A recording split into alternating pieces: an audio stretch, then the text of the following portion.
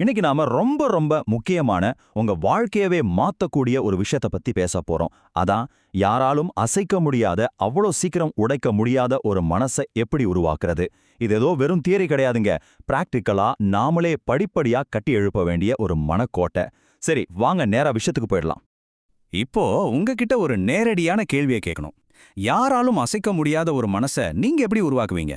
யோசிச்சு பாருங்க. நம்ம சுத்தி எத்தனையோ பிரச்சனைகள், சவால்கள் வரும். ஆனா அப்போதும் நம்ம மனசு மட்டும் எப்படி அசையாம உறுதியா நிற்கும்? இந்த கேள்விக்கான ஒரு சூப்பரான லைஃப் சேஞ்சிங் ப்ளூ பிரிண்ட்டை தான் இன்னைக்கு நம்ம முழுமையா பார்க்க போறோம். ஓகே, உள்ள போலாம் வாங்க.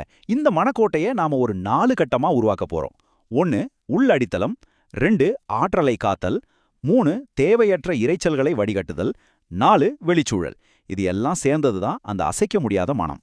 முதல்ல இந்த கட்டுமானத்தோட முள் கட்டத்தை பார்ப்போம். உள் அடித்தளம். எந்த ஒரு கோட்டை கட்டணும்னாலும் பேஸ்மெண்ட் ஸ்ட்ராங்கா இருக்கணும் இல்லையா?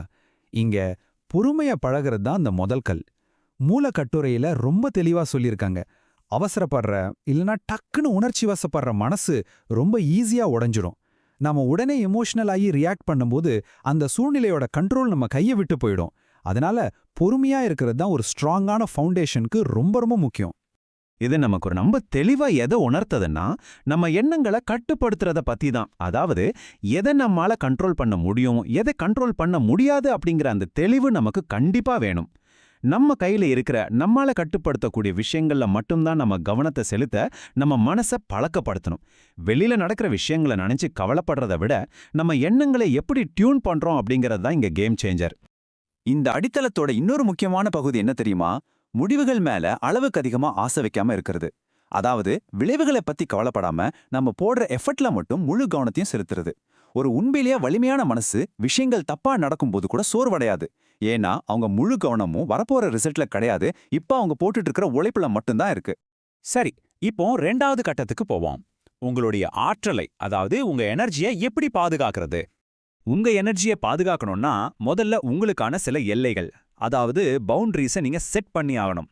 தேவையில்லாத நெகட்டிவிட்டி அப்புறம் நச்சுத்தன்மை இருக்கிற மனிதர்கள் கிட்ட இருந்து உங்க எனர்ஜியை காப்பாத்திக்கிறது ரொம்ப அவசியம். யாரு உங்களை நெருங்கலாம், எந்தெந்த விஷயங்கள் உங்களை பாதிக்கலாம் அப்படிங்கிறத நீங்களே ரொம்ப உறுதியா முடிவு பண்ணணும். ஒரு நிமிஷம், இந்த பவர்ஃபுல்லான கோட்டையை கவனிங்க. உணர்ச்சி வசப்பட்ட குழப்பங்கள் வலிமையை உறிஞ்சிவிடும். இரைச்சலுக்கு மேலே இருங்கள். இது எதை சொல்லுதுன்னா, தேவையில்லாத டிராமாக்களை தவிர்க்கிறது எவ்வளோ முக்கியம் அப்படிங்கறத தான். மற்றவங்களோட தேவையில்லாத பிரச்சனைகள்ல தலையிடுறதும் ஓவரா எமோஷனல் ஆகிறதும் நம்ம மென்டல் எனர்ஜியை அப்படியே உறிஞ்சிடும். அதனால அந்த மாதிரி நாய்ஸ்க்கு மேல நாம அமைதியா இருக்க பழகிக்கணும். இந்த அரணோட கடைசி படி என்னன்னா, மத்தவங்களோட அங்கீகாரத்துக்காக ஏங்காம இருக்கிறது. மனதளவுல ரொம்ப ஸ்ட்ராங்கா இருக்கிறவங்களுக்கு மத்தவங்க தங்களை பாராட்டணும் அப்படிங்கிற எந்த அவசியமும் இல்லைங்க. ஏன்னா அவங்க எடுக்கிற முடிவுகள் மேலையும் அவங்க சிந்தனை மேலையும் அவங்களுக்கே ரொம்ப ஆழமான நம்பிக்கை இருக்கும். உங்க மதிப்பு மத்தவங்க கையில இல்லைன்னு நீங்க முழுசா ரியலைஸ் பண்ணும்போது உங்க மனசை யார் விமர்சனம் பண்ணாலும் கண்டிப்பா உடைக்க முடியாது. அடுத்து 3வது கட்டம், தேவையற்ற இரைச்சல்களை வடிகட்டுக. இந்த அறிவாற்றல் பாதுகாப்புல 2 முக்கியமான விஷயங்கள் இருக்கு. 1 தொடர்ந்து கத்துக்கிட்டே இருக்கிறது. 2 எல்லாத்தையும் கேள்வி கேட்கறது. ஒரு அசைக்க முடியாத மனசு தனக்கு வர்ற எல்லா தகவலையும் அப்படியே கண்மூடித்தனமா நம்பிடாது. அது தகவல்களை தொடர்ந்து ஃபில்டர் பண்ணி நல்லா ஆராயும். மூல கட்டுரையில சொல்லியிருக்க ஒரு விஷயத்தை இங்க பதிவு பண்றேன். அறிவு தன்னம்பிக்கையை உருவாக்குகிறது மற்றும் மற்றவர்கள் நம்மை தவறாக வழிநடத்துவதிலிருந்து ஒரு கேடயமாக செயல்படுகிறது.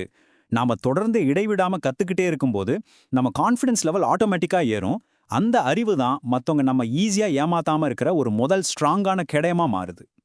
இது இன்னும் ஸ்ட்ராங் ஆக்குறது தான் எல்லாத்தையும் கேள்வி கேட்கிற பழக்கம். கிரிட்டிக்கல் திங்கிங் மூலமா எதையும் கேள்வி கேட்கறது மத்தவங்க உங்களை மேனிபுலேட் பண்றதுல இருந்தும் ஏமாத்துறதுல இருந்தும் காப்பாத்துற ஒரு சூப்பரான 2வது லேயர் ஆஃப் செக்யூரிட்டியா வேலை செய்யுது. இதுதான் நீங்க எதையும் லாஜிக்கா அப்ரோச் பண்றதுக்கான உண்மையான இன்ஃபர்மேஷன் ஃபில்டர். இப்போ நாம 4வது கட்டத்துக்கு வந்திருக்கோம். வெளிச்சூழல். உங்களை சுத்தி எப்பவுமே வலிமையான பாசிட்டிவான ஆட்களை வச்சுக்கோங்க. நீங்க யாரு கூட அதிக நேரம் செலவு பண்றீங்களோ அவங்க உங்க மைண்ட் செட்டை நீங்க நினைக்கிறத விட ரொம்பவே அதிகமா பாதிப்பாங்க. ரொம்ப தெளிவான ஊக்கமளிக்கிற மனிதர்கள் கூட நீங்க இருக்கும்போது உங்க மனசும் இயல்பா அந்த பாசிட்டிவ் எனர்ஜியை உள்வாங்கி இன்னும் ஸ்ட்ராங் ஆயிடும். அதே மாதிரி பிசிக்கலாவும் நீங்க ஸ்ட்ராங்கா இருக்கணும். இந்த அருமையான கோட்டை பாருங்களேன். உடலும் மனதும் பிரிக்க முடியாதவை.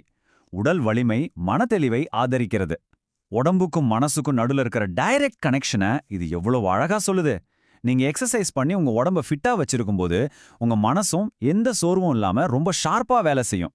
சரிங்க, இப்போ நம்ம அலசலோட இறுதி பகுதிக்கு வந்துட்டோம். அந்த அசைக்க முடியாத மனம். சோ இங்க நம்ம கவனிக்க வேண்டிய ரொம்ப முக்கியமான விஷயம் என்னன்னா, நம்ம இதுவரைக்கும் பார்த்த இந்த 4 தூண்களையும் ஒண்ணா இணைக்கிறது தான். அதாவது உள்ளடித்தளம், வெளிப்புற அறங்கள், தகவல் வடிகட்டிகள், அப்புறம் நம்மளோட உடல் மற்றும் சமூக சூழல். இந்த முழு வரைபடத்திலிருந்தும் நம்ம புரிஞ்சுக்க வேண்டிய மைய கருத்து என்ன தெரியுமா? மன வலிமை அப்படிங்கிறது நம்ம சுத்தி நடக்கிற உலகத்தை கட்டுப்படுத்துறது கிடையாது. அதுக்கு பதிலா நம்மள நாமே முழுசா கண்ட்ரோல் பண்ணி நம்ம சொந்த உணர்வுகள் மேலயும் எண்ணங்கள் மேலயும் ஒரு முழுமையான மாஸ்டரியை கொண்டு வர்றது தான். கடைசியா உங்கள கொஞ்சம் ஆழமா யோசிக்க வைக்கிற ஒரு கேள்வியோட இந்த அலசலை நான் முடிக்க விரும்புகிறேன். உங்களோட இந்த மனக்கோட்டையில எந்த பகுதியை நீங்க முதல்ல கட்ட போறீங்க? பொறுமையா பவுண்டரி செட் பண்றதையா, இல்லனா தேவையில்லாத இரைச்சல்களை ஃபில்டர் பண்றதையா? யோசிங்க. இன்னைக்கே தொடங்குங்க. யாராலும் அசைக்க முடியாத உங்களுக்கான மனக்கோட்டைய ரொம்ப நம்பிக்கையோட கட்டி எழுப்புங்க. தொடர்ந்து கத்துக்கிட்டே இருங்க. உங்களுடைய இந்த புது பயணத்துக்கு என்னோட மனமார்ந்த வாழ்த்துக்கள்.